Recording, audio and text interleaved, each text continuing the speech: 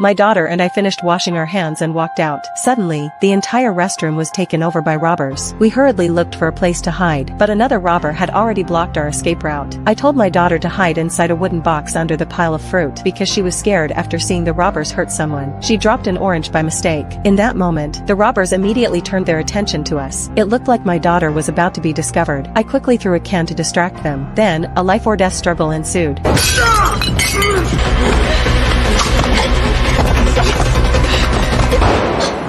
I eventually subdued one of the robbers, but another robber arrived. He raised his gun, trying to shoot me. At that moment, the supermarket alarm went off. The robbers hurriedly fled. I quickly removed the mask from the injured robber, and to my surprise, I recognized him. He actually knew me.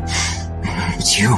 My daughter and I were sent to the hospital for checks. Fortunately, I wasn't injured. My husband, who is a resident doctor, came to comfort me, but I asked about the robber's condition. I learned that he had lost too much blood and might not survive the night. I went to the hospital door. I used the opportunity to get my husband to leave. I decided to figure something out. Why did the robber recognize me? When I approached the hospital bed, the man immediately spoke when he saw me.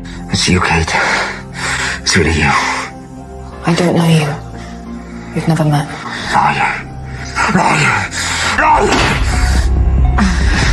Then, his heartbeat stopped. My confusion deepened. The next day when I went to school, a colleague told me that the news of my brave confrontation with the robbers had made the newspaper. Everyone thought of me as a hero, but I didn't feel happy at all. Soon after, the police contacted me. Tommy, my husband's good friend, showed me a surveillance video. He said that the robber was a professional. I'm just a weak woman. Not only did I survive, but I also turned the tables. His boss thought that my identity was suspicious. Also, the robber had an accomplice. The police still hadn't caught him. I was still in danger. Sure enough, the next day I was questioned by the sheriff. The police investigated my background. They found that the person who guaranteed my job didn't exist. And also, since I had entered the robber's hospital room, the officer suspected that I had intentionally killed the robber. I immediately denied it, and asked the police to check the surveillance. But the sheriff said there was no surveillance at the supermarket. All the cameras had been turned off. I was very confused. Didn't Tommy say there was another good surveillance video? I walked out of the police station and went to find Tommy. I found out that he had secretly destroyed the video. I began to suspect Tommy. Sure enough, on the way home, a car was quietly following me. I decided to stop the car. I cleverly shook off the tailgater, but during the evening school concert, I suddenly saw a familiar figure. I quickly followed her. We reached the teaching building,